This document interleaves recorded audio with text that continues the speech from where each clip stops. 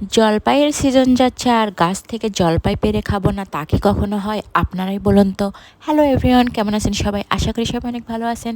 তো দেখতেই পাচ্ছেন বিশাল বড় একটা কিন্তু জলপাইয়ের গাছ।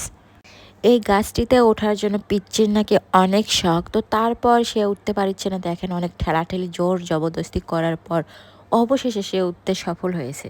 শরীরটা অনেক নাদুস নুদুস হওয়ার জন্য তার উঠতে ভালোই কষ্ট হয়েছে। যাই হোক, গাছে ওঠার পর সে চিন্তা করতেছে কোন পাশ থেকে জলপাই পারবে, কারণ বিশাল বড় গাছ আর গাছে খুব বেশি জলপাই ছিল না। বেশিরভাগ জলপাই পাড়া হয়ে গিয়েছিল।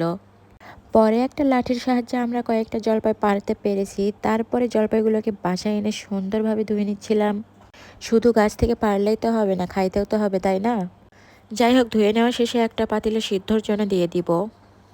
সিদ্ধর জন্য এখানে তেমন কোনো উপকরণের প্রয়োজন নয়, জাস্ট সামান্য একটু হলুদ।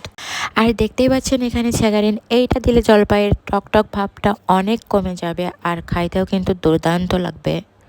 যাই হোক, এই যে পাটায় তারপর চাটনি করে নিয়েছি। পাটায় যদি চাটনি করে জলপাই না খাই তাহলে তো আসল স্বাদটা পাওয়াই যায় না।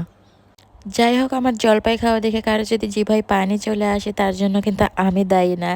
আজকের ভিডিওটি আমার এ পর্যন্ত। ভালো থাকবেন সবাই, আর ভিডিও ভালো লাগলে একটা লাইক